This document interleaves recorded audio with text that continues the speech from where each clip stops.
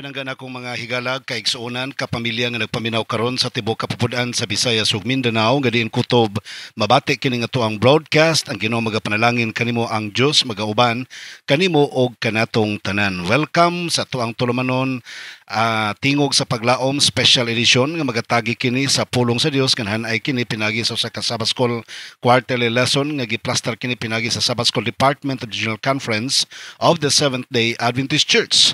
Mga pinangga kung kaigsuonan nga nagpaminaw karon ang Dios dalaygon kaayo nga nagapakig-uban kanatong tanan.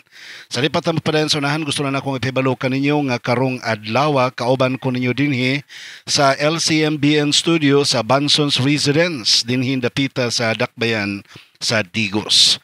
Ang Ginoo magapanalangin kaninyong tanan, magkita-kita taninyo mo niya ang monthly fellowship nga to paghimuon karong bulan sa Marso dinhi usbon ko sa LCMBN studio dinhi sa Banson's Residence ning Dakbayan sa Digos.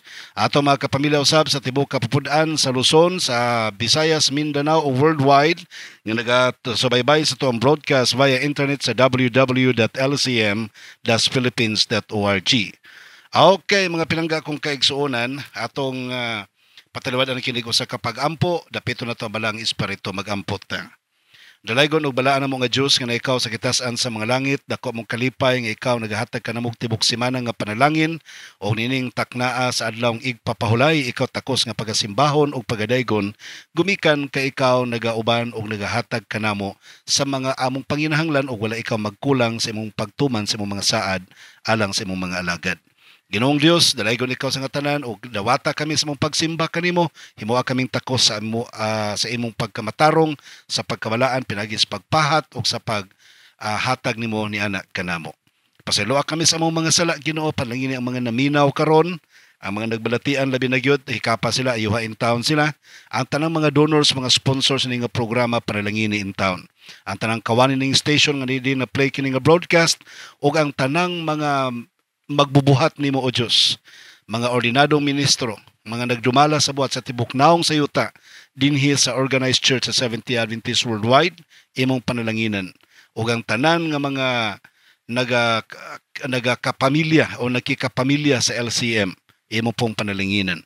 Kining tanan among gitugyan kanimo gilauman nga madawat pinaagi sa ngalan ni Hesukristo nga among maluluwas. Amen. Okay, mga pinangga kong mga igsuon, ang ato ang suheto karon, Paul and the Rebellion. Si Pablo og ang rebellion. Ato ning pagatutukan karon dinhi mga pinangga kong kaigsuonan kung unsa ang buot ipasabot niini nga punto ni San Pablo. Alang sa inyong kasayuran usab sa tanan natong mga naminaw karon, ang atong memory text makita nato sa English nagkanayon, when the perishable has been clothed with imperishable and the mortal with immortality, then the saying that is written will come true. Death has been swallowed up in victory. Mabasa nato kini sa 1 Corinto kapitulo 15 bersikulo 54. Sa Bisaya mga pinangga ko mga kaigsuonan nagkanayon, og sa diha nga ang lawas nga madunot ra, kailisa nagdili madunot og ang lawas nga mamatay ra, kailisa nagdili mamatay, nan matuman nagayod unya ang nahisulat nga nagaingon, ang kamatayon gilamoy diha sa kadaugan. So atong makitaan og atong mapamalandong mga pinangga kung kaigsuonan nga dinhi sa maong sinulatan ni San Pablo, iya gayong ginapasabot pag-ayo og unsa ang pagpakigbangi o gubat tali kang Kristo og kang Satanas pinaagi sa mga metaphors, mga pinangga kong kaigsuonan. Naatay gusto natong hinuktukan sa tibuok natong leksyon sa pagpamalandong nato karon, mga pinangga kong mga kaigsuonan, mao kining kung atong hinuktukan ang panagbangi ug ang kadaugan ug ang kapilian ni Satanas, kadaugan ni Kristo mga higala ug kaigsuonan, daw ako mapamalandong nga dili angayan nga sa sinugdan sa daw dili makaangayan, dili makiangayon nga sa sinugdan sa gubat nga mao ang pagpakasala, wala tay labot apan nadamay ta.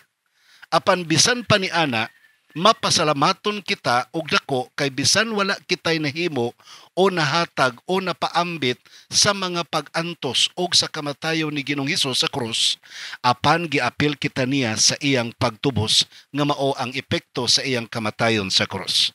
Mao na ang kinatibuk ang punto mga kaigsuonan nga atong pagadugukan karon. Tinuod man na wa tay labot sa kamatayon ni Kristo.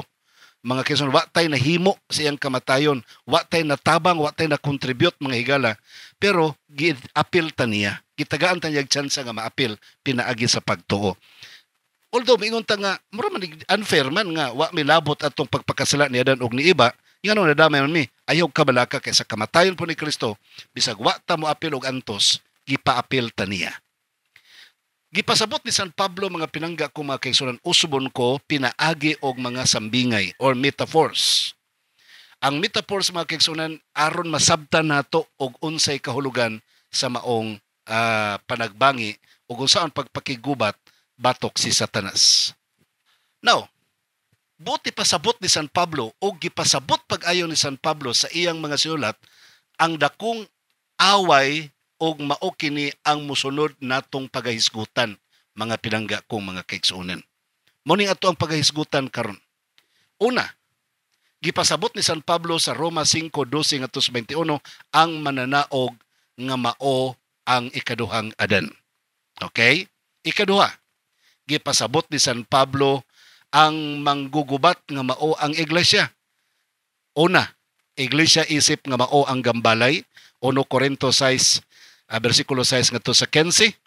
Ikaduha, ang iglesia nga mao ang isip lawas, 1 Corinto 12, 14 hangtod sa 26.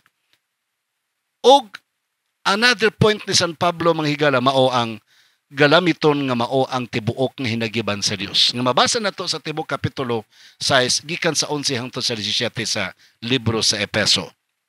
Then the last one, gipasabot ni San Pablo ang kadaugan nga mao ang pagkabanhaw.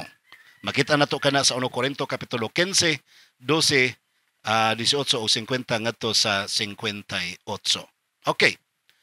Si San Pablo mga pinangga na kong mga kaigsuonan o kapamilya.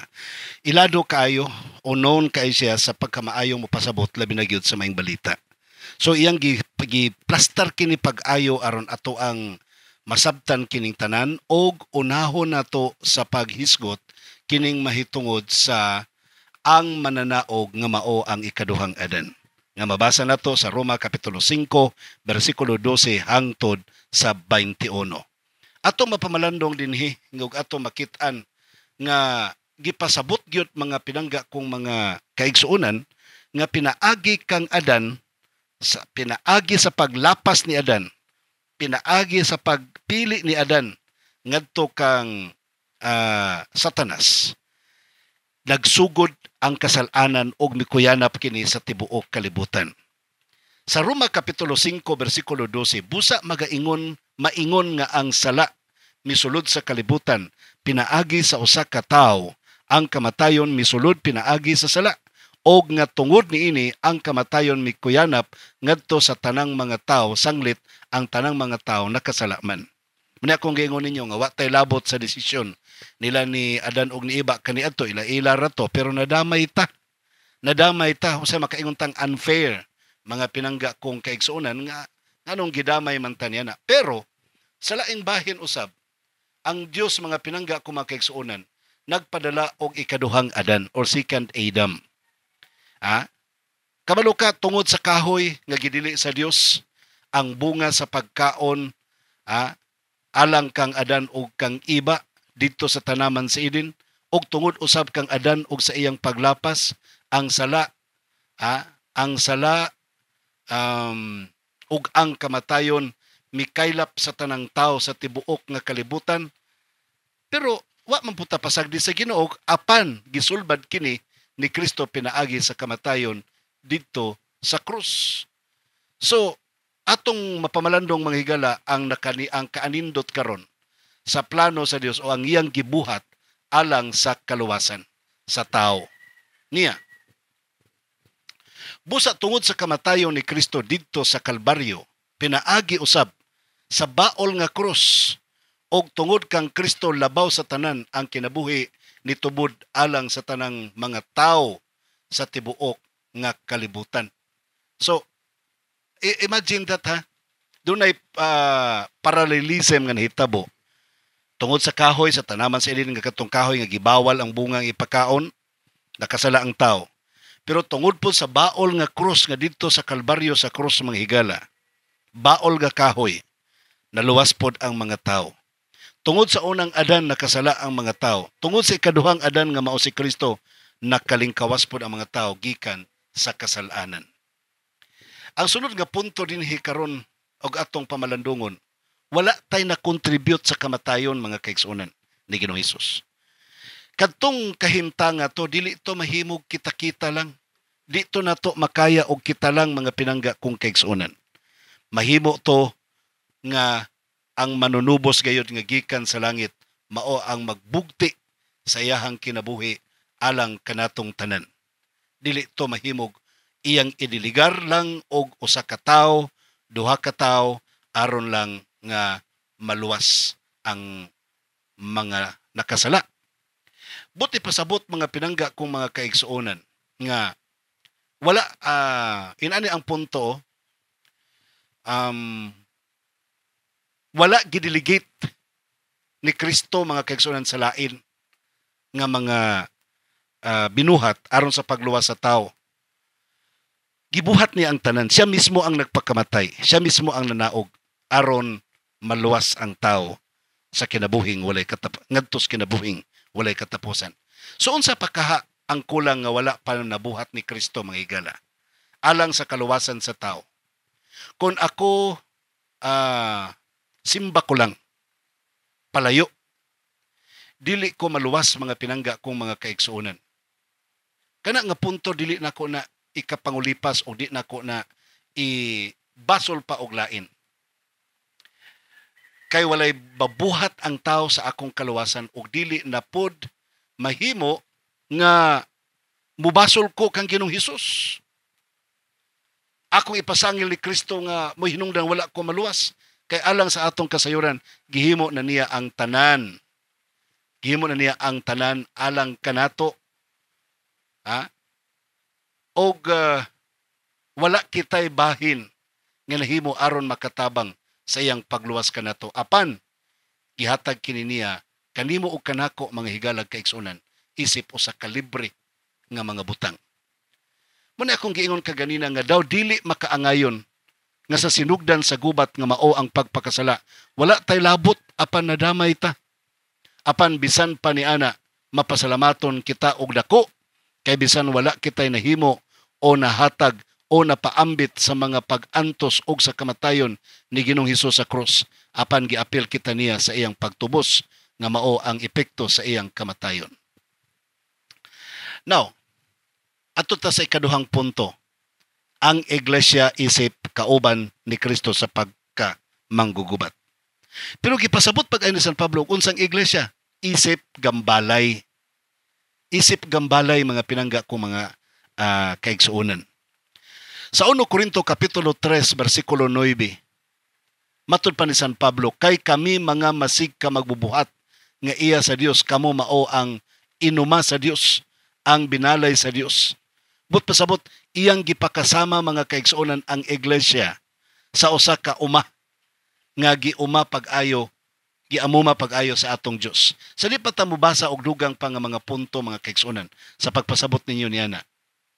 Atong masabtan nga si Sister Ellen White sa In the Heavenly Places, pahina 284 matod pa niya sa English, the Church of Christ, enfeebled and defective, as it may be, is the only object on earth on which He bestows His supreme regard. Tinuod, wala maglibod ang Ginoo mga kaigsuonan nga ang iglesia doon nagyoy kasaypanan, doon nagyoy kakulangon ang iglesia mga kaigsuonan, pero palangga sa Ginoong iglesia. May hinungdan nga matod pa sa ang sinulat ni San Pablo mga kaigsuonan sa 1 Corinto kapitulo 3 bersikulo 6, nagpasabot nga ang iglesia natukod sama sa usa ka uma nga lahi ang nagpuga sa binhi, but pasabot lahi ang nagwalis may balita, lahi pod ang tigbukbo og tubig, apan ang Dios mao ang nagpatubo. So buti pasabot mga pinangga ko mga kaigsuonan, dili pwede nga katong nagbukbo og tubig mangaway sa nagtisok sa liso. Di po pwede katong nagtisok sa liso mangdaot sa nagbukbo og tubig. Kaya nga naman, usara ang tumong mga pinangga na kong mga kaigsuonan. Ang Dios ra ba mao ay nagpatubo ning tanan? Kinahanglan gayud nga ang nagtanom o nagtisok sa binhi dili mangaway o mangdaot sa tigbubo o vice versa. Apan kinahanglan ang pagtinabangay. Sa 1 Corinto kapitulo 3, 10 ug 11 nagkanayon, gipasabot ni San Pablo, naay na pud nga punto mga kaigsunan, gipasabot ni San Pablo nga ang pundasyon sa iglesia mao si Kristo. Kansang walay laing tinguha, mao ang pagbarog nga malig-on sa iyang iglesia. Kung kauban ka ni Kristo, kauban mo ni Kristo mga igsuon, sa ito pa mutabang ka sa pagpabarog sa iglesia. Dili nimo daoton ang mga miyembro sa iglesia, dili nimo lisod-lisoron ang mga miyembro sa iglesia, dili nimo daoton imong mga kaubanang nagwali sa mga balita, dili ka magpasigarbo sa imong kaugalingon. Ang atong ipadako mga higalag kaigsunan ang iglesia. Ang matuod nga iglesia may itong ipadako. Dili nato ipadako atong sarili, balag masakitan ta, balag masamaran atong dughan mga pinangga kong mga igsoon. Atong ipadako ang iglesia. Sa dahil ay punto natong pagatunan karon. Sa 1 Corinto kapitulo 3, 16 o 17, magdag ka na yon. Si San Pablo, wala ba kamo masayod nga kamo templo sa Dios o nga ang Espiritu sa Dios nagapuyo diha sa sulod ninyo? Kung adunay mulaglag sa templo sa Dios, siya pagalaglagon sa Dios, kay ang templo sa Dios balaan o kanang temploha mao kamo. Duha ka punto atong hisgutan mga pinangga kong kaigsunan. Numero 1, una sa tanan. Dili lang kay mahitungod sa maayong panglawas ang hisgutan ni San Pablo dinhi. Apan naghisgot kini nga ang Dios dili muguba sa lawas sa tao, sa katawhan niya, apan ang tao mao ang muguba kung kini maoy iya nga pilion ang pag-abusar. Pag-abusar. Imagine that. Sa iyang lawas pinaagi sa iyang stelo sa kinabuhi. Ang tao lang ang mulaglag sa iyang lawas nga mao ang templo sa Dios. Gipasabot ni San Pablo nga ang atong lawas templo sa Dios ug dinhi kanato nagpuyo ang balaang espiritu. Now, atong mapamalandong dinhi mga pinangga kong kaigsuonan ang ikaduhang punto nga bantayan ang pulong nga you sa English o kamo sa Bisaya. Sa Grigo, mauni ang gipasabot, you are. ST ang gigamit sa Greek mga pinangga kung makaigsunan. But pasabot, second person plural of to be. Ato ning nakutlo mga higalag kaigsuonan sa Strong's Concordance, Lexical Dictionary, Greek Dictionary. Nagpasabot nga dili individual ang gipahinungdan kundi ang tanan nga mga tinun-an o kaigsuonan sa iglesia. Busa, ato masabtan nga kung adunay musulay sa pagbungkag o pagguba sa templo sa iglesia, nga maong iglesia, mahiagom gayud sa labi ang kasamok. Ang Diyos nagpasidaan nga iyang pagalaglagon ang nibisan kinsa nga muguba sa templo, nga maong iyang iglesia. So ato nang hinuktukan mga pinangga kung makaigsunan. So ang atong gibuhat nakapagubot ba sa iglesia? Ang atong selos, ang atong pagbati, ang atong kasina, ug di na to natanggalon, maunay makapaguba sa iglesia.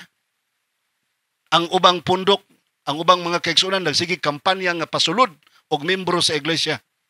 Nya kita pod usahay mangabog og mga membro sa iglesia. Brethren, I would like to tell you, tulubago na to na inigbalik sa Ginoo. So ato napunta sa another point ni San Pablo. Ang iglesia nga mao ang isip lawas. 1 Corinto kapitulo 12, 14 ug 15. Versikulo 27, 1 Corinto 12 nagkanayon, kamo mao ang lawas ni Kristo ug ang matag usa kaninyo bahin niini. Gipasabot gayud pag-ayo ni San Pablo mga higala kung unsa ang eksaktong lihok sa katuyuan ang iglesia og kini nagalihok ingon sa usa ka lawas nga may nagkalaing-laing bahin pero nagkahiusa sa tuyo. Kada usa sa bahin sa lawas pareho pareho nga mga importante apan wala magkapariha sa mga lihok o katuyuan. Sama pananglitan sa kamot, lahi sa ulo o lahi sa mata. Dili mahimo alang kanila nga magpasakitay ang usa sa usa ni magsilos sa usa ug usa, labaw nang dili maayo nga magdinautay ang usa ug usa apan hinunua magtinabangay unta alang sa usa lamang katuyuan. So mao na ang punto mga pinangga kong mga kaigsuonan. Now, atong masabtan sa 1 Corinto 12:25 aron walay Unsay tuyo aron walay panagsumpaki sa sulod sa lawas, hinunua aron ang mga bahin ini masigbaton sa samang pagtagad alang sa usag-usa. Sa to pa magkaluy-anay oy, maglabing-labing oy. Now ato ta sa sunod ang hinagiban sa Dios mga pinangga kong kaigsuonan. Sa Efeso kapitulo 6 bersikulo 11, put on the whole armor of God that you may be able to stand against the wiles of the devil. Ephesians 6:11. Dunay kanang laing mga taming nga gisgutan mga pinangga kong kaigsuonan. Sa Bisaya pa, isulob ninyo ang tibuok kinagiban sa Dios aron makabarog kamo batok sa mga malipat-lipatong kaugdahan sa yawa. Mga pinangga kong mga kaigsuonan, ang atong kaaway ni ini nga gubat mao ang yawa. Kusgan o gamahanan, dili nato madaog gamit ang atong tawhanong kusog o katakos, gakinahanglan kita sa Dios. Nga matod pa ni San Pablo bersikulo 12, kay ang atong pakigdumog dili batok sa mga binuhat nga unod og dugo, kundi batok sa mga punuan, batok sa mga kagamhanan, batok sa mga labawng agalon niining mangitngit nga kalibutan, karon batok sa mga dautan nga espirituhanong panon diha sa mga dapit sa kalangitan. Bersikulo 14, gihisgutan ang bakos nga maoy nagpugong hugot alang sa kinatibuk-ang kalasag, nga mao ang bakos nga nagsimbolo sa kamatuoran. But pasabot mga pinangga kung kaigsuon, imagine ang uniforme, ang sinina sa manggugubat kaniadto, ang nagadalag kaligon ang bakos. Nga matud pa ni San Pablo, nagsimbolo sa kamatuoran. But ipasabot mga higala nga ang bakos mao ang nagunit og hugot alang sa atong tanang espirituhanong depensa sa pagpakig-away nato batok kang Satanas. Og nusunod dayon ang kutamaya nga mao ang pagkamatarong. Breastplate mga kaigsuonan. I-emphasize pag-ayo ni Kristo ang pagkamatarong. Iyang gibasayas nga bulahan ang kadtong kinalutos tungod og alang sa pagkamatarong. So importante ang pagkamatarong mga pinangga kong kaigsuonan. Gipadako ni Hesus ang pagkamatarong kay kini sumala sa mga pagtuon nato sa balaang kasulatan nga ang pagkamatarong nagpadako sa hustisya. Og hisgutan usab dinhi mga pinangga kong mga kaigsuonan ang sa bersikulo 15, ang sundalong sandal nga mao ang maayong balita. Okay? So think of the sandal ha. Sandal meaning isulob sa tiil. Pahinungod kini sa mga kugihang tiil sa paglakaw, latas sa mga lagyo nga mga lugar aron imantala ang maayong balita.